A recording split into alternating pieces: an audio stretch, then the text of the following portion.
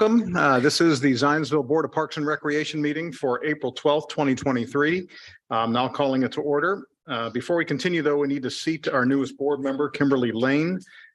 Kimberly has been appointed by the library board to complete the term vacated by Sarah Moore with Sarah's move out of state. So Kimberly, I'll now ask you to rise, take the oath of office from our legal counsel, Amy Noonan. Just raise your right hand and repeat after me. I, Kimberly Lane, do solemnly swear that I will support the Constitution of the United States and the state of Indiana, and that I will faithfully, honestly, and impartially discharge the duties of the office of Zionsville Park Board member according to law and to the best of my skill and ability. Thank you. Yeah. So when Sarah told me she was leaving, it was important to me that we find somebody who could fill her shoes on this board. And I think Kimberly's a great choice. She is the library's director of operations and a longtime Zionsville resident. And I think she has a lot of the same sensibilities that Sarah brought to the board. So Kimberly, now that you're back at your seat there, if you'd like to say a few words by way of introduction. John didn't warn me about that. No, I am just excited. I've been in Zionsville with my family for about almost 10 years now and seen my children benefit from all of the parks and the green space. And it's a lovely little, we've just got a beautiful town. I'm all around. So the parks are part of that. And I'm happy to continue what Sarah has started with the partnerships with the library and the rest of the community. All right. Thank you, Kimberly, and welcome. All right. We're going to take roll call now. Vice President Jill Plaque. Here. Secretary John Salowitz. Here. Kimberly Lane. Here. Chris Barksdale. Here. And let the record show that Ryan Cambridge and Coralie Palmer are not with us tonight, but we do have a quorum, so we will proceed. The next item on the agenda is the Pathways Committee update. And as everybody knows, Sarah was our liaison to the Pathways Committee, and Chris Barksdale is taking that over. Okay, so we met last night. So I'm just getting started on the Pathways Committee. And it seems like it's maybe had some trouble kind of getting going with any like regularity. So when we met last night, we were talking about like what really is the role of that committee and sort of trying to define it more clearly. I think they're looking at a mix of identifying what new pathways are needed in Zionsville, along with also educating and bringing to light the existing pathways. Some of the things they're looking at are potentially having a trail fest similar to the Green Fest that we have here. That would probably not happen until 2024, just timing wise, but start maybe thinking about some planning of that now. And also we're going to be creating a list of priority pathways, trail extensions, and looking into a way to seek public input for that. And then the other big thing that came up was the committee really wants to advocate for line items in the next budget for pathways and or strategic planning needs that.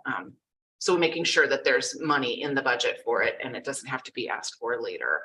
Okay. Anybody have any questions for Chris or comments? All right, thank you. And I appreciate the new energy you bring to that role as liaison of the Pathways Committee. We're kind of jumping around on the agenda here. Let's go back to one of the items toward the top, and that's the approval of the March 8th, 2023 meeting minutes. Has everyone had a chance to take a look at those? Anybody have any questions or comments? Okay, and we're going to ask Kimberly, since you weren't involved with that, to abstain, but otherwise, I'll make a motion that we accept the minutes for the March 8th meeting. Do I have a second? A second. John Salowitz seconds. All in favor, say aye. Aye. All opposed? Let the record show that the meeting minutes are accepted by a vote of 4-0. All right, the next item on the agenda, and we have some folks in the room here tonight for public presentations and comments. Is there anyone who would like to make a presentation tonight or a comment?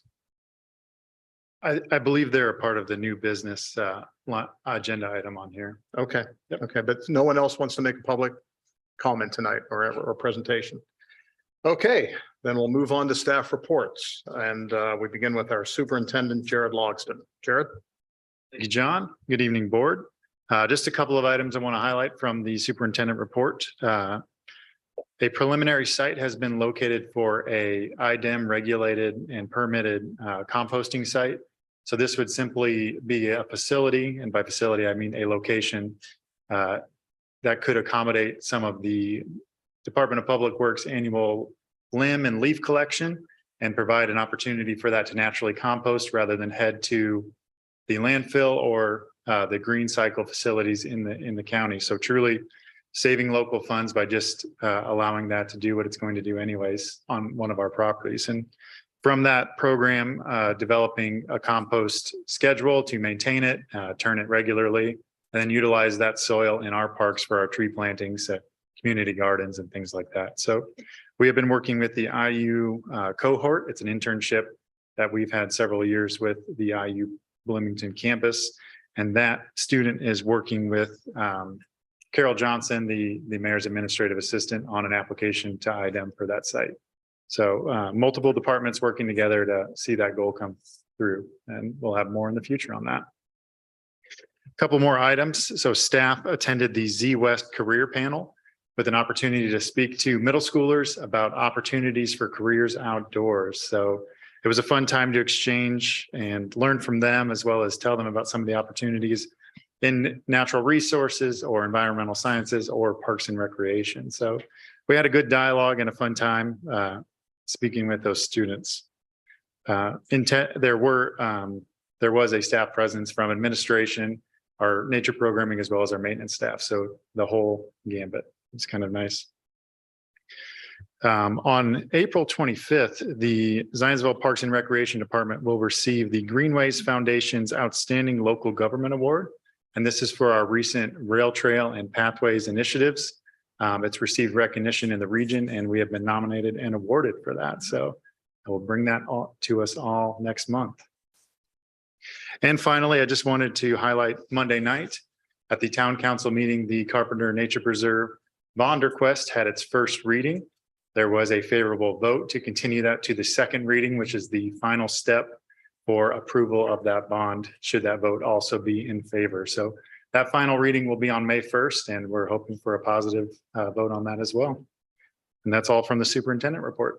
All right, before you go though, I just want to point out for those of you who weren't there, Jared did a great job presenting that, anticipated the questions that were to come up. And we were happy that the town council was overwhelmingly in favor of that. So good job on you putting that together and making the presentation that you did. Thank you. All right, next up is our Director of Maintenance Services, Chris Flanagan. Good evening, Chris. Good evening. How y'all doing? Good. All righty. To get started, staffing wise, staff used 24 hours of floating holiday. There were no instances of graffiti for the month of March. Some general notes: our natural resources technician Sam hosted Scout Troop 358 for tree plantings to increase the size of the tree nursery at Heritage Trail Park, and additionally trees planted at Creekside Nature Park. We installed new flags at the municipal building. As usual, we were clearing fallen trees and debris along the trails throughout the park system. Little housekeeping: our staff constructed some new shop benches to provide more adequate workspace and storage over in the shop. And that helped us reorganize our maintenance areas to make sure that we were in compliance with the Indiana Department of Environmental Management. And we've been prepping equipment for spring mowing and landscaping. Along the Big 4 rail trail, as they've been doing that widening out there, construction crews have been removing benches and trash cans and signs. I've got it listed here as debris, but it's not really debris. But they were just piling it up there on the side of the road. So we had staff move that to our Perkins storage location so that wouldn't be an eyesore. At Heritage Trail Park, with further assistance and training from the streets department, we have successfully installed a concrete pad on the large dog side underneath that shade sail. And in the dog park, we have installed additional dog waste posts on both sides. We prepped the community gardens for the April turnover to residents. As mentioned, we installed those shade sails, and we had playground mulch delivered and installed at that playground. At Lincoln Park, we replaced the flagpole halyard and ordered new flags, and those have been installed. At Elm Street Green, we once again prepared the community gardens for April turnover, and that included the construction and installation of 2 raised garden beds, which look very nice out there. Crews also installed the story walk infrastructure for the season. At Mulberry Fields, the playground mulch was delivered and installed. That playground specifically desperately needed that playground mulch to get us into compliance with industry standard. At American Legion Trail, we repaired the flagpole it had damaged over the winter. That's been repaired, and new American flag and Zionsville flag replacements. And at Overly Warman, staff have transplanted 4 pin oaks from the rail trail expansion at Spring Knoll, saving those larger pin oaks, planting them along the berm on the south side to provide a little more privacy for residents there. Also relocating some trees from the disc golf course for that same purpose. That's all. Any questions? Anybody have any comments or questions for Chris? All right, thank you, Chris. Thank you very much. All right, the next item on the agenda is a report from our Director of Recreation Services, Mindy Murdock. Good evening, Mindy. Good evening. How is everyone? Everybody's doing great, right? Great, doing great. All right. So month of March, I apologize that I got my report to you a little bit later. A little hard to do things when I was away at spring break, but we actually were really busy. We saw a big increase in the number of walk-ins for the nature center. The last 2 months been about 1,200, and we are a little over 1,600 for the month of March. So the staff were pretty busy. You can see there the impromptu programs are almost 770 people. So those impromptus are when people walk in, that staff spend some time really interacting with them. They might pull out an animal, answer questions. So really kind of a one-on-one. So really doing, not just people walking through the door, but we're interacting with them as they do. March also saw a large increase in our private programming. So we had 9 overall. Some of those were birthday parties. A lot of those were scouts and then school programming. And you'll see that in the future ones coming up, we also have quite a number scheduled for April and even into May. So it's nice to see kind of that increase again in school programming and scout programming that we saw kind of drop down from COVID. So definitely having a nice rebound, and we're seeing that in our numbers. Just a few things to highlight as far as with programs go. We're still doing our Master Naturalist classes. Those will run into May, all being very well received. Everyone seems to be enjoying all the topics that are being offered and all the presentations. The story walk, as Chris had said, it was installed, and the library did a story walk kickoff. Unfortunately, it was raining, so the kickoff was inside. But still, I know Sierra, our naturalist, was in attendance to help with that kickoff. And so, so the story walk is up, and every month will be a new story for people to go out there and explore. And each of those will have a program to kind of start that new month. And a lot of those, the naturalist staff will be helping with as well. Couple other things, the library also did a kickoff for their seed library, which I and Sierra were able to be in attendance. So about 100 people walked through the door, and it was nice to get to talk to them about, on my end, about the parks themselves, as well as native plants, and then also talking about some of the programming and things we have going on in the parks. We mentioned it last month, but I wanted to again highlight that Rachel, myself, and Sierra went to the National Association for Interpretation Regional Workshop. Both Rachel and I presented on different topics, which were well received by the participants. But really, we were there because Sierra received the new Interpreter Award for 2023. So it was nice to get to sit there and celebrate with her. She got her plaque. She got her picture. It was posted on social media, but really highlighting the work that she's done in the short year time that she's really been a naturalist with us. So other than that, unless you guys have any questions. Any questions or comments? All right, I would have to add, the Master Naturalist classes is fantastic. I'm taking it, and Mindy did the spring ephemerals yesterday, and of course, amazing job. And so you guys picked great groups, and everyone who ever thinking about doing it, do it, because it's a great way to learn and grow with nature. So appreciate offering it to the community. So And I will say, because I know Chris brought it up, next weekend, Saturday, April 22nd, Green Fest from 9 to noon. We've got over 26 different exhibitors coming, lots of great presentations. So hopefully you guys will make it out. All right. Thank you, Mindy. All right, next on the agenda is our golf course manager, Mike Wall. And as he's walking up here, let me just say how happy I am that the golf course opened on March 15th this year, as planned.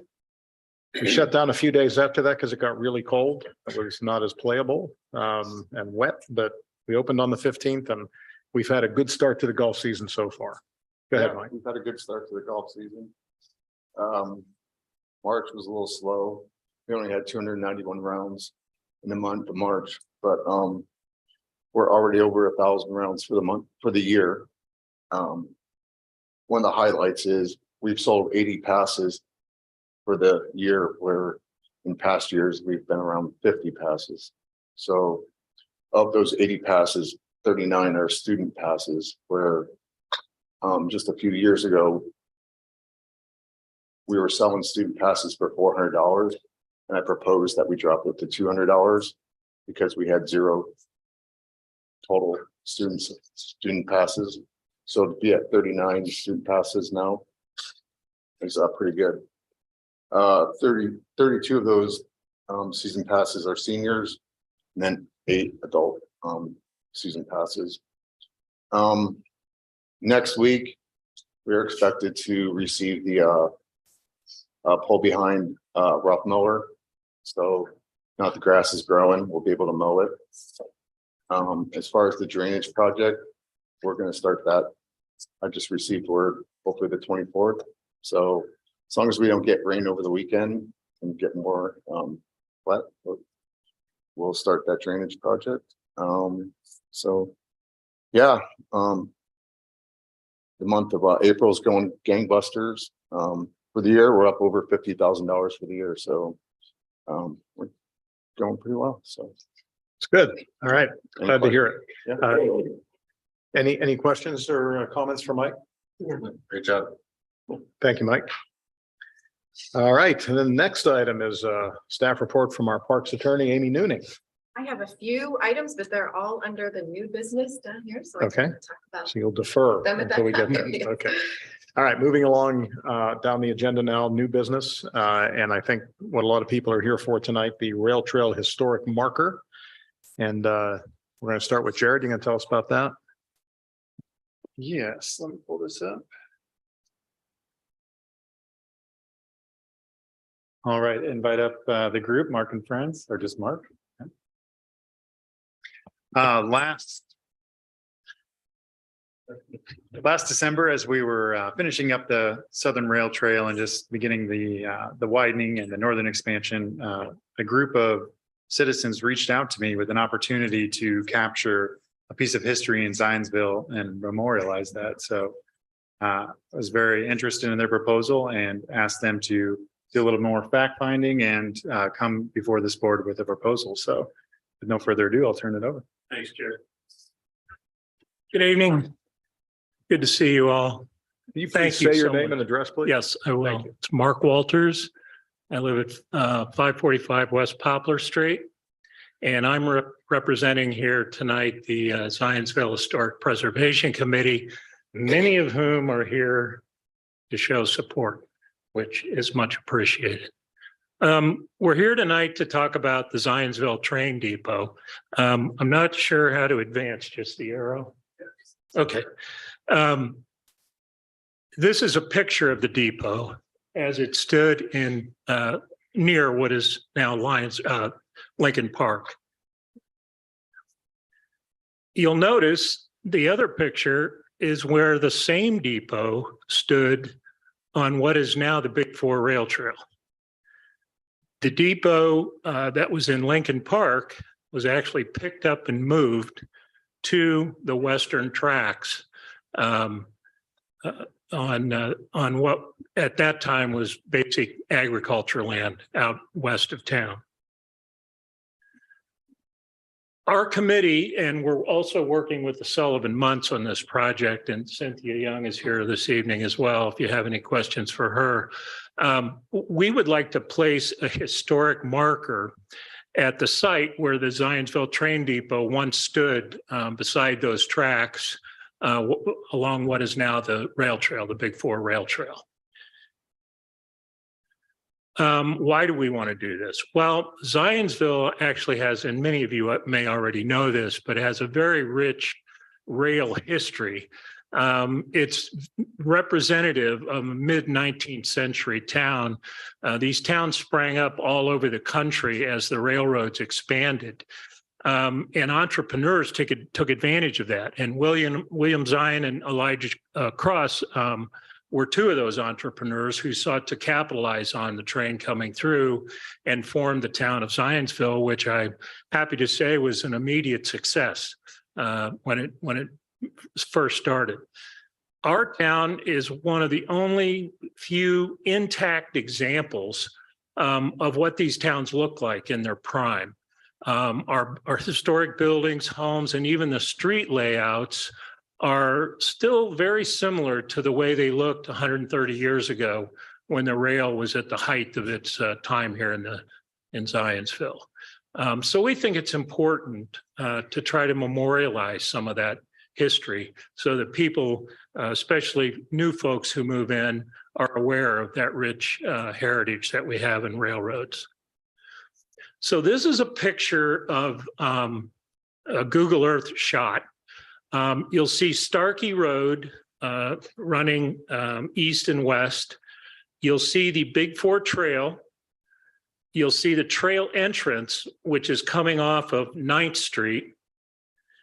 And then you will see, and unfortunately, this picture shows when they were busy redoing the trail and putting the bridge in. I have a more updated one I can send. But you can see where the depot was. And I'm old enough and I've been here long enough to remember when the foundation was still there from when the depot stood there. The depot was long gone, but the foundation was still there. And I think maybe during this project or some other time, it was actually torn out. You can't really see it now, but that's how we know that was exactly where the depot stood. That's what it looked like. Behind it, and many of you may remember Swiggett Lumber Company. That was right behind the rail depot. And I remember Swiggett being here. I've been here long enough to remember that. The rail cars give you an idea of the scale of the depot. And obviously it looks quite a bit different from a tree standpoint anyway. Up ahead is Oak Street, which back then was that was a relatively new bridge when this picture was taken. And then you'll see Starkey Road, where I've got the little arrow there. That's actually a concrete, the overpass. So the tracks or the road runs right under the tracks there. That's the concrete of the overpass. So this is what the plaque would look like. 30 by 24. It will actually have text on both sides. When we initially put this together, we were thinking we could only afford one side, but it turns out it's the same price. So we would like to have the same text on both sides. It will also have a photograph of the depot, which we think would be fun and important for people to see. And then we're going to have a QR code on there. The QR code will be removable, but not something that's removed all the time. But in the event technology changes, who knows, QR codes may be obsolete at some point. So we wanted to be able to take it off if we needed to. But the idea behind the QR code is when folks come up to it, they can scan that code and learn a whole lot more about Zionsville's rail history in a database that will be housed with the Sullivan Munts. The text of the plaque, this is what we've come up with. We don't want to get too detailed, but we want to say enough, hopefully, to get people maybe more interested in learning a little bit more about it. Basically, this is the site where the depot stood.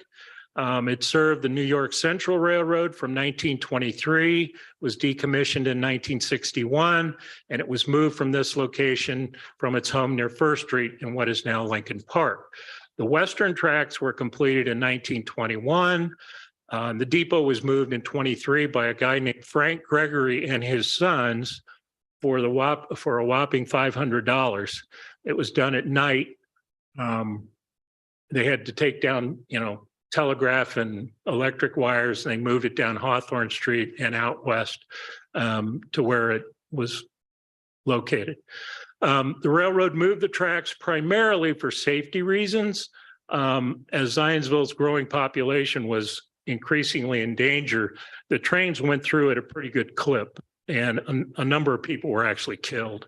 I don't know if you know or not, but First Street had the railroad, but Main Street had the interurban. So there was a lot of rail traffic going on, and a number of people unfortunately lost their lives because of that. So there was a lot of pressure on the railroad to slow the trains down as they came through town, which they didn't want to do. So they decided to just move the whole thing west of town, which, as I said, back then was pretty much farmland. There wasn't much going on, so they could go through pretty much as fast as they wanted to. So that's the text that would be on both sides of the plaque. So what we're asking for is we would be responsible for raising the funds for the plaque and the pole. We have experience doing this with other projects we've worked on, and we don't see this as a problem. Securing a vendor to produce the plaque, we've actually already done that. We're very pleased with the vendor that we found. They have done historical plaques in other locations around the Indianapolis region, and we've gone and looked at them, and we're very, very pleased with them. We would work with the Parks Board to develop a detailed site plan for where the actual pole post would go.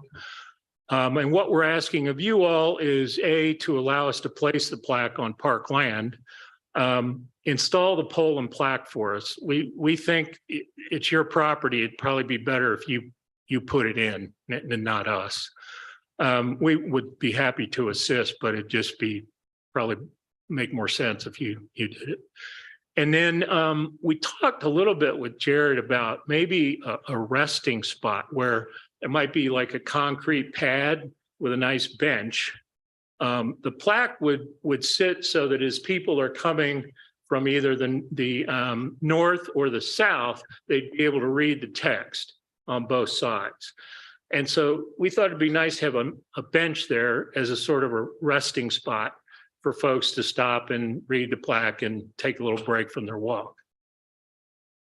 So, it's not that complicated, but we just think it would be a really nice addition to that part of the trail. And it is an important historical legacy to the town that the depot stood there. It's really a shame. I'll just add this. At the time it was demolished, there was talk about making it into a museum. And unfortunately, that didn't happen. And it's infuriating because Carmel saved their depot, and they're doing that right now, turning that into a railroad museum, which we have a much richer railroad history than they do, but at least we're going to memorialize and recognize our history and talk to people about it. So that's it. Any questions? I think it's a lovely idea. And my question would be more for Chris. Is this work that you guys can handle? Yes. All right, great.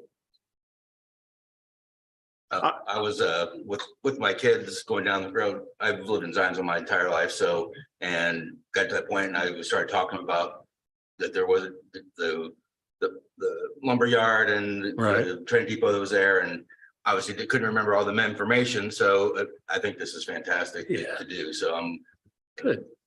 There are still people around who remember it standing there. Some of them volunteer at the Sullivan Months, and I've talked to a couple people who remember the depot being there. So, anything else? No. I think there are very few things that come before us or any board that are a slam dunk, but this is pretty darn close. I mean, I can't see any reason why this is not something we would want to be a part of. So thank you for Well, presenting. we it. Thank you for appreciate that. coming up with the idea and for following through on it. I think it'd be great. What about graffiti? Is there does the sign have, I know graffiti or damage? We talked about that. So from a maintenance standpoint, just to say that the life of these before they need to even be thought about being refurbished is approximately 40 years. So they're cast and it's very substantial, heavy metal.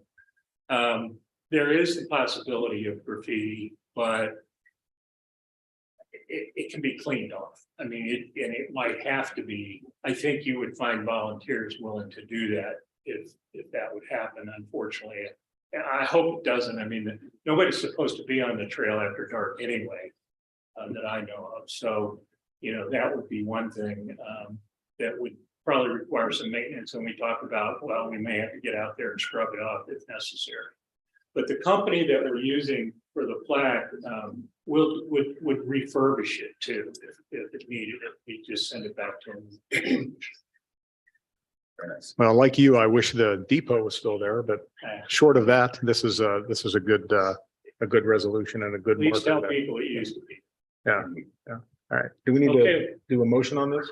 Yes, I go. Okay, so would anybody like to make a motion that we enter into the agreement to pursue this? Yes. Can I ask one quick question? I think this is great because I didn't know any of that. And so I think any opportunity to educate people is wonderful.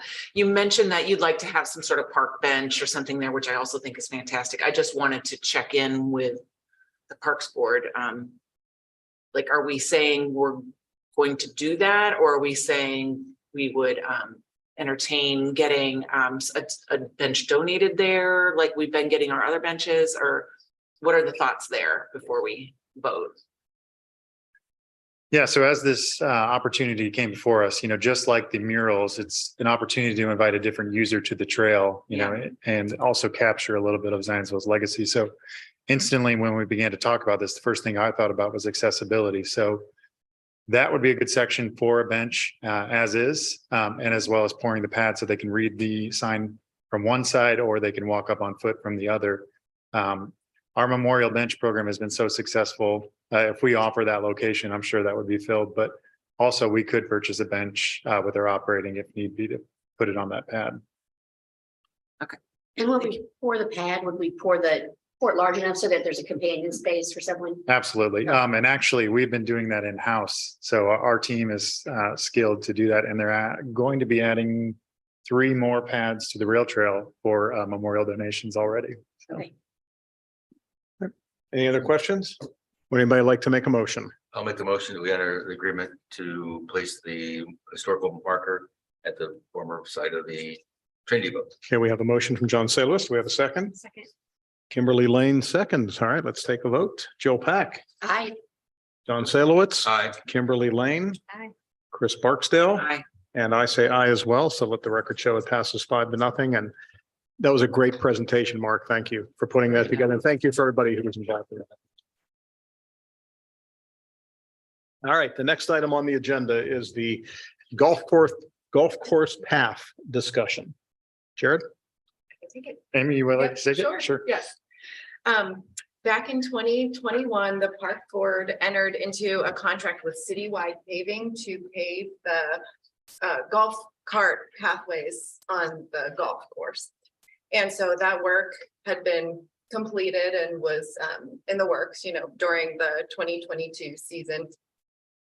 Some disputes arose regarding some of the work that was done and some of the work that was not done pursuant to the contract. So over the past several months, we've been negotiating with Citywide and with their attorney to try to find a resolution to that issue. And so if the park board would so choose, you could authorize tonight John to execute a settlement agreement with Citywide Paving through their legal counsel and through us. And that settlement agreement would authorize the park board to retain a certain amount of funds that you're currently withholding as retainage and use those funds to complete the work that was not completed adequately. And then part of the retainage will be released to citywide. So if you are so inclined to entertain that, you could make that motion.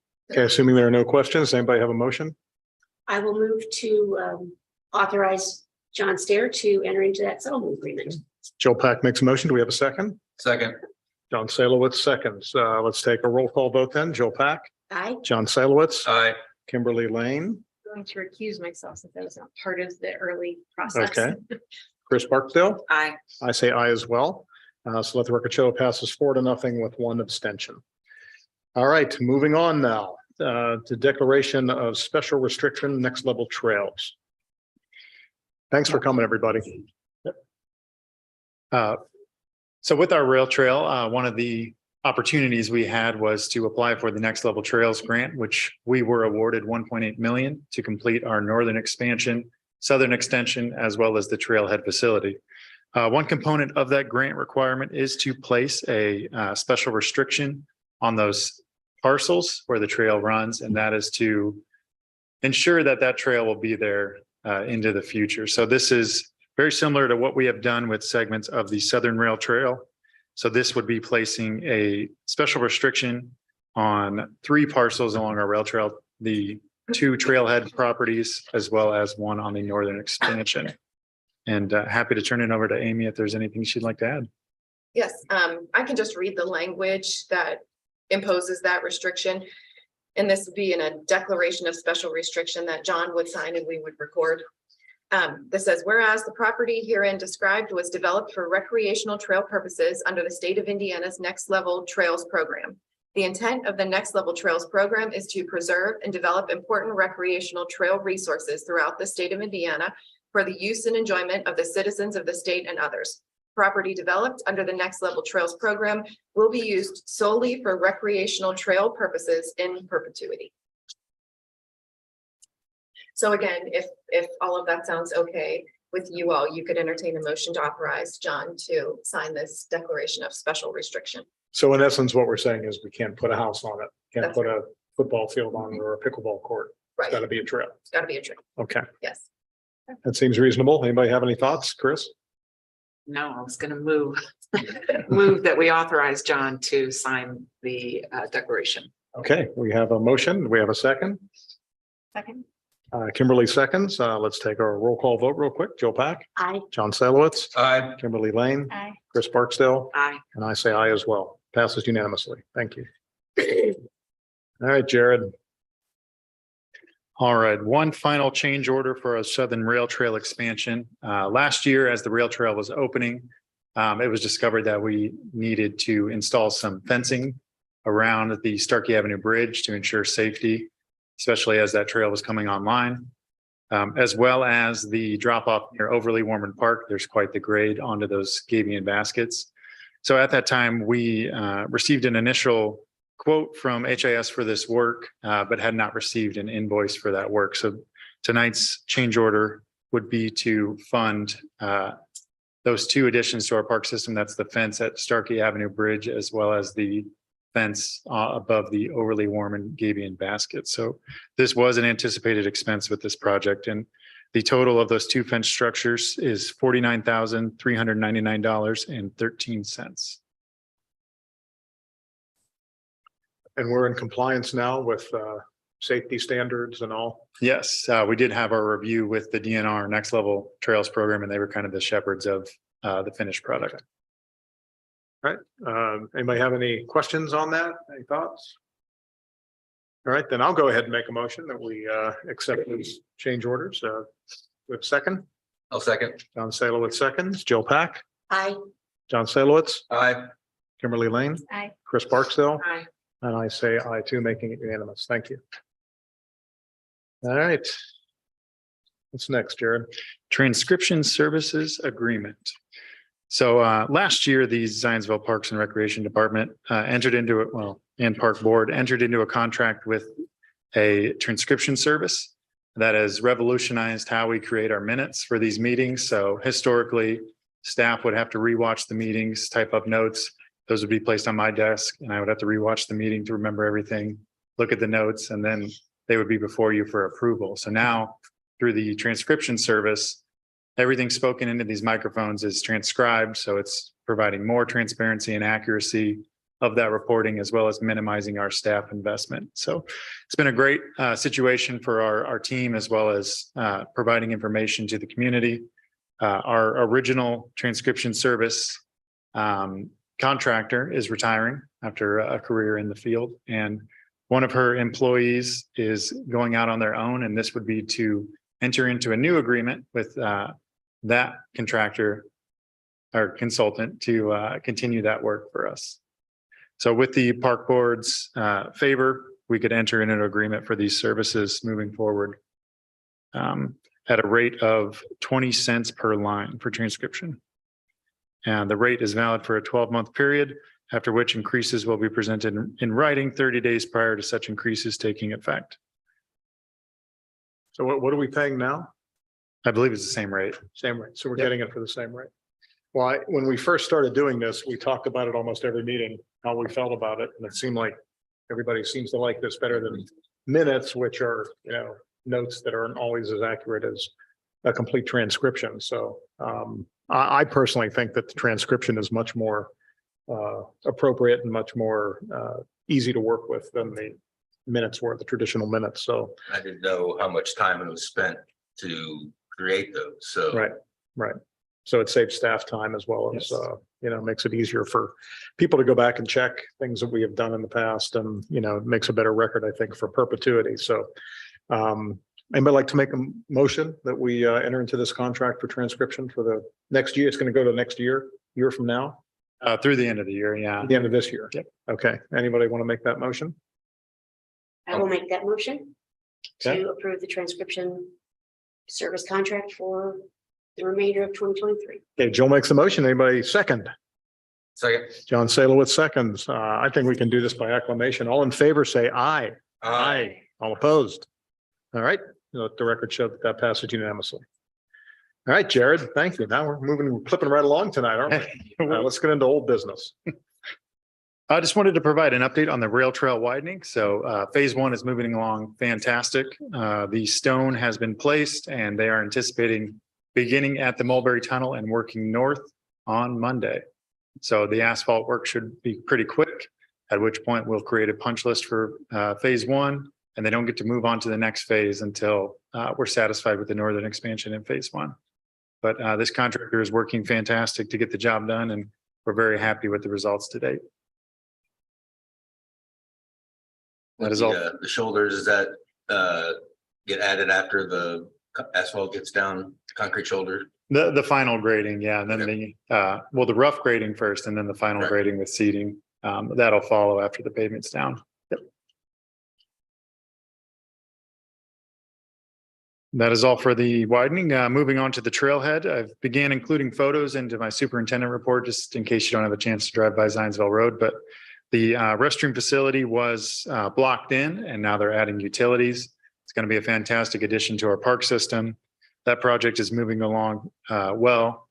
Zionsville Road had some curb work that was completed, as well as the ADA route from the pathway along Zionsville Road to the facility. So concrete work, masonry work, finishing up, and going to rough in some utilities and put a roof on it. So what's the timeline? This summer, very early summer, And how does that compare with the schedule? Pretty much on schedule. on schedule, if not above. They were able to do a lot of work this winter, so that's good. That's- Kept them busy. Yeah. Anybody have any questions on that, or any thoughts, any comments? No? Okay. Oh, I will just mention while we're talking about the trailhead, I included in the packet the structurally stamped engineered documents related to that public donation that we received. So just certifying that as we accept that donation, it has been structurally sound and will hold up to the anticipated wind loads and its own weight. It's all very impressive looking. Okay. All right. Any other board related items? That's Nope. all I have. Okay. All right, then we'll move along to claims. And as I was looking through the claims here, Jared, on page 2, actually on page 1 and 2, a lot of outlay here for salaries. And I'm assuming now that this is relative to Winterfest. No, I believe this is just how it's broken. There wouldn't be any payroll related to Winterfest at this time. So I imagine this is broke out in that way just based on divisions and departments. Looking at page 2 specifically, there's a lot of part-time salary funding. And what was that for? We have dates of January, February, Oh, I see that. Yeah. some in March. So look at page 2, just at the top. Overtime and then part-time. If I had to guess, I believe that would be our nature staff, but I can confirm that and get back to the board. We do have within our recreation department, or it could be maintenance, so I can get an answer on this. We have part-time positions in both our programming as well as our maintenance department. Yeah, but normally we have those. They just seemed a little high this time. We did increase the part-time fund this year to have more hours for maintenance operations. Are we going to blow through it at this rate? No, we're actually under our estimates. Are we? Okay. All right. All right. Anybody else have any thoughts on claims? Can I get a motion to approve the claims as submitted then? I'll make a motion to approve claims as submitted. We have a second. John Salowitz makes a motion. We have a second. I second. Chris Barksdale seconds. Joe Pack, Aye. John Salowitz, Aye. Kimberly Lane. Aye. Chris Barksdale, Aye. and I say aye as well. Passes unanimously. Anything else at all, Jared? No, things are going great in the park system and we're looking forward to nicer weather and inviting more people out into our parks. And the town council will take up the question about the bond for the Carpenter Nature Preserve on May 1st at its May 1st meeting at 7 o'clock in the evening. So, you want to pay attention to that and make sure that we have a good showing for that. I just want to remind board members that you have a question? Going to ask about the pickleball courts. Please What's the ask. status? Please ask about the pickleball courts. They are moving along fantastically as well. So the poles have been added as well as the fencing around the courts. We are just kind of waiting on the perfect temperatures at night to put down that sports court. So the pad that's been there since last year will be acid washed, and then that sports court treatment will be added. But we want to make sure we have good temperatures at night, so we're not going to have peeling here in about 6 months. So we can wait a couple of days to make sure that's perfect. And when you hear a big cheer go up from Mulberry Fields, that's when you'll know that they've opened. I think a lot of people are anticipating that. Anything else anybody wants to talk about? Okay, I want to remind all the board members that we have paperwork to sign. Please do not leave this room before you sign the paperwork that we need to do. The next board meeting will be Wednesday, May 10th. We hope to have a full board for that meeting. We're looking forward to Ryan and Coralie being back. And with nothing else, I will accept or I'll entertain a motion to adjourn. I'll make a motion to adjourn. John Salowitz makes a motion. Do we have a second? Second. Kimberly Lane seconds. All in favor, say aye. Aye. All opposed? All right. Thank you very much, everybody. We'll see you next month.